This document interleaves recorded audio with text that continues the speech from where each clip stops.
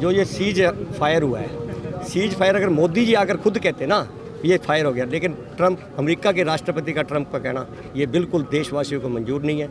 मोदी जी कहते हैं हम उसका स्वागत करते, लेकिन ट्रंप जी ने कहा है वो अच्छा नहीं किया।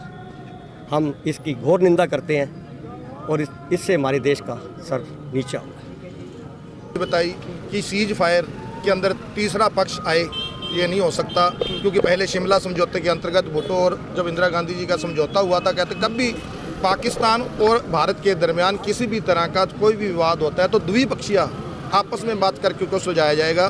कहीं भी ऐसा नहीं लिखा गया था कि तीसरा पक्ष बीच में आएगा। तो ये क्यों हुआ, किस दबाव में हुआ, देश जानना चाहता है, इसका क्या कारण है। और आप सब ने देखा ट्रंप का ट्वीट आया कि सारी रात मैंने माथापच्ची की, तब जाकर उन्होंने कुछ ऐसे शब्द भी यूज किए जो मुझको अच्छे नहीं लगे। मैं कहना नहीं चाहता मीडिया में, लेकिन आप खुद पढ़ना उसको।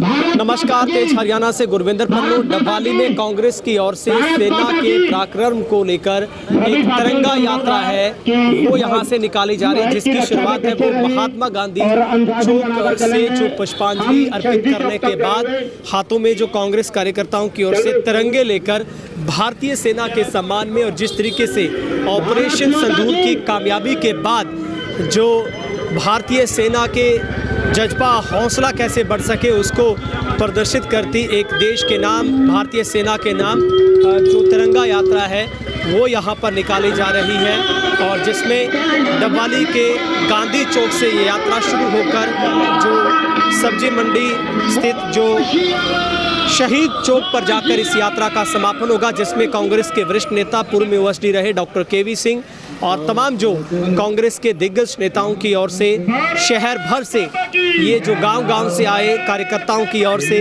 जो तिरंगा यात्रा है वो निकालकर भारतीय सेना के जो ऑपरेशन सिंदूर की कामयाबी के बाद, क्योंकि जिस तरीके से पहलगाम हमले के बाद जिस तरीके से देश में जो आक्रोश फैला और उसके बाद ऑपरेशन सिंदूर चलाकर जिस तरीके से भारतीय सेना की ओर से जो आतंकवाद के खात्मे के लिए ऑपरेशन सिंदूर चलाया गया, और उसके बाद लगातार पाकिस्तान समर्थित जो आतंकवाद को ख़त्म करने के नारे को लेकर जो कांग्रेस कार्यकर्ताओं और तमाम नेताओं की ओर से जो यात्रा है वो निकाली जा रही है। सेना के पराक्रम को डबवाली कांग्रेस जो है वो तिरंगा यात्रा निकालकर जो याद कर रही है और शहीदों के सम्मान में श्रद्धा सुमन अर्पित करने के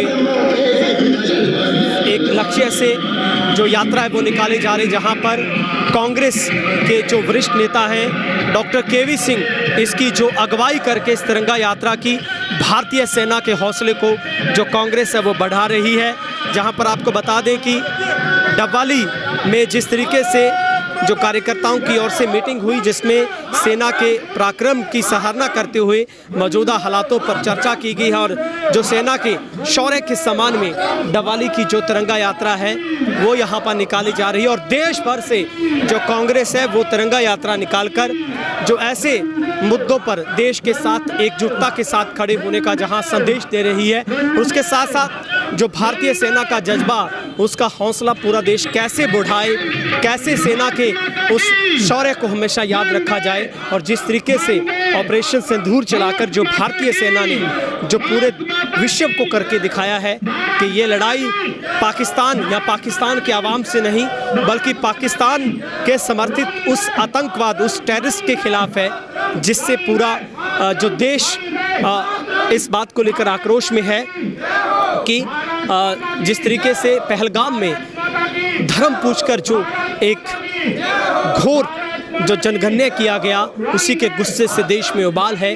और अब भी देश इस बात का सवाल कर रहा है कि आखिर कब तक पाकिस्तान की इस गैर जिम्मेदाराना कायराना हरकत को सहन किया जाएगा, क्योंकि जिस तरीके से टेररिस्ट देश घोषित होने के चलते जो समर्थित आतंकवाद को जिस तरीके से पाकिस्तान समर्थन करता है, उसी के खिलाफ एक ऐसा मोर्चा, एक ऐसा देश में भारतीय सेना को जज्बा मिले जिससे देश में इस आतंकवाद का सफाया हो सके। अब साहब क्या कहना चाहेंगे, तिरंगा यात्रा निकाली आज भारतीय सेना की तरफ? सबसे पहले जो लोग हमारे शहीद हुए हैं, चाहे पहलगाम के आतंकवादी हमले के जो साधारण नागरिक तो सैलानी थे, और दूसरा जो भी ऑपरेशन सिंदूर के अंदर कोई हुआ वो सभी को शहीदों को श्रद्धा सुमन अर्पित करते हैं और उस सेना को सलाम और सल्यूट करते हैं। जिस तरीके से उन्हें अपनी वीरता और शौर्य और पराक्रम को और एक सबसे जो अंग्रेजी में प्रोफेशनलिज्म वो साबित कर दिया उन्होंने कि हमारी सेना संसार की किसी सेना से कम नहीं है। जिस सटीकता के साथ और जिस तरीके से जो हमारा इस देश का धर्म है, हमने उस धर्म को निभाते हुए सेना ने किसी साधारण नागरिक को खोंच नहीं आई। सिर्फ हमारी सेना ने वहीं हमला किया है जहां आतंकवादी के ठिकाने थे, अड्डे थे, उनको नास्तबूद करने का काम किया है। तो हम ऐसी सेना को सल्यूट करते हैं, सलाम करते हैं और सारा देश आज गर्व करता है और हमारा सर जो है बहुत जो फ़ख्र से ऊंचा किया है इस सेना ने, तो उसको बार बार हम सल्यूट और सलाम करते हैं। आज हमारा मकसद सिर्फ उन शहीदों को श्रद्धा सुमन अर्पित करना और सेना को धन्यवाद करना कि इन्होंने इस जो आतंकवाद को ख़त्म करने के जिस तरीके से अपना पराक्रम दिखाया उसका हम धन्यवाद करना। डॉक्टर साहब, राहुल गांधी जी ने भी पत्र लिखा है, विशेष सत्र बुलाने की मांग की कि किन शर्तों पर। देखिए, मैं आप बहुत स्पष्ट, हम आज जो हमारी बात है, हम आज खड़े हैं सरकार के साथ खड़े हैं। ठीक है। सरकार ने जो फैसला लिया था सर्वदलीय मीटिंग में, उस सर्वदलीय मीटिंग के अंदर हमने सर्वसम्मति से पास किया जो सरकार काम करेगी देश की एकता और अखंडता के लिए सारी पार्टियां आपके साथ खड़ी है, आज भी खड़े हैं और देश की एकता और अखंडता के लिए, संपूर्णता के लिए जो भी फैसला लेंगे हम उनके साथ खड़े हैं। पर कुछ सवाल जो पब्लिक डोमेन में है, जो आप लोग भी मीडिया कर्मियों आपके साथ, और उसके लिए हमने सिर्फ उनसे कोई क्वेश्चन, उनके प्रश्न नहीं करना चाह रहे, हम तो सिर्फ ये पूछना चाह रहे हैं क्या ये जो मध्यस्थता अमेरिका की है क्या आपको मंजूर है, और मंजूर हुई है किन शर्तों पे हुई है, ये देश जानना तो चाहे।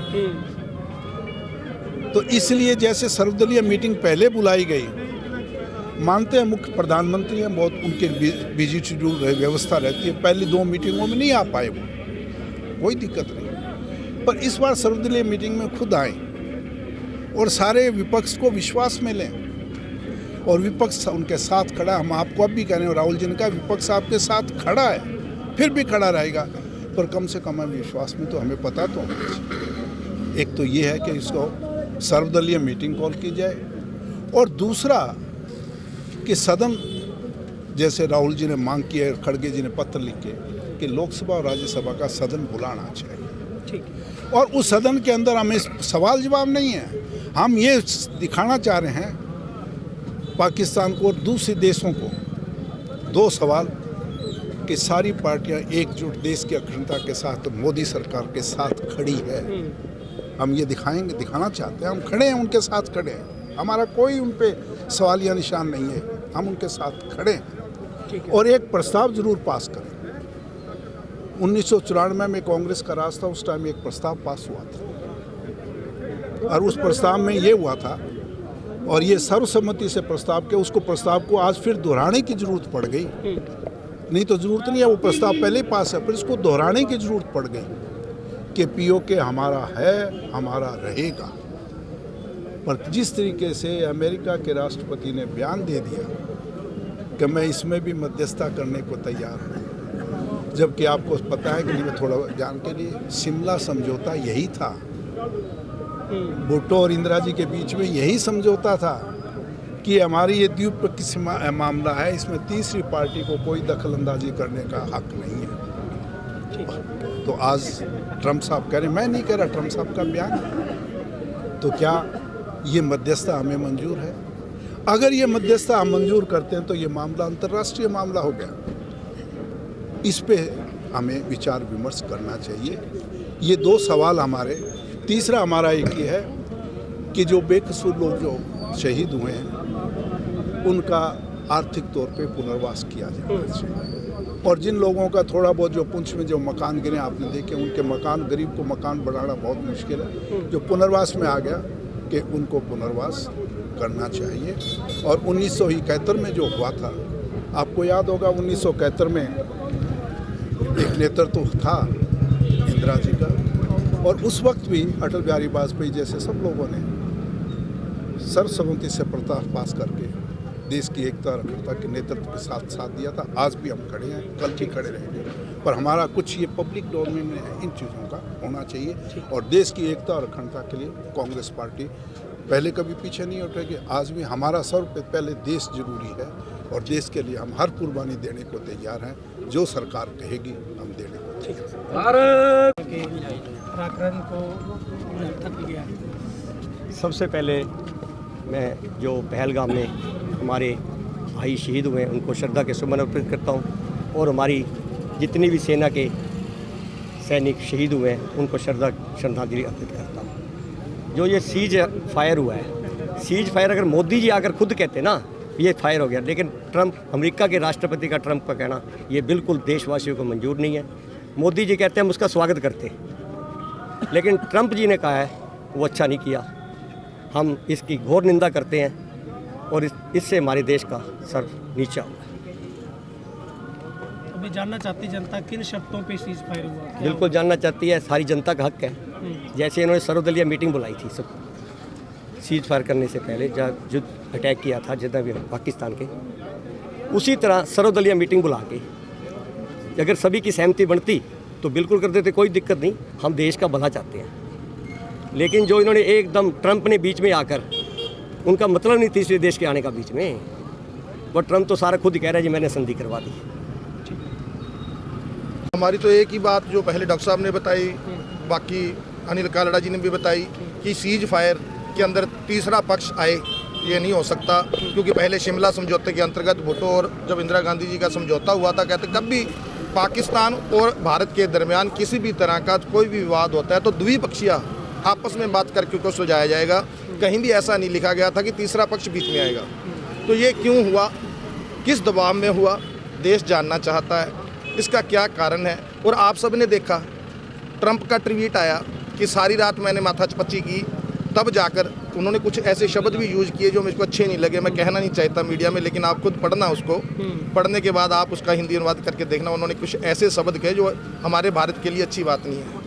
तो उन्होंने कहे, वो शब्द उन्होंने कहे कि हमने उनको मनाने में काम किया, तो उसको क्या भारत ने कहा था ये देश जानना चाहता है। बाकी ये संवेदनशील मुद्दा है। आज हम इकट्ठे हुए हैं सेना को सल्यूट करने के लिए, जिनकी बदौलत हम खुली हवा में सांस ले रहे हैं, उनको श्रद्धा सुमन। और जो पहलगाम में हमारे 26 निर्दोष लोग जो हिंदू मारे गए, उनके लिए भी मैं उन्हें शत नमन करता हूँ। सरकार से मांग करता हूँ कि उन्हें आर्थिक तौर पर पूरी सहायता दी जाए।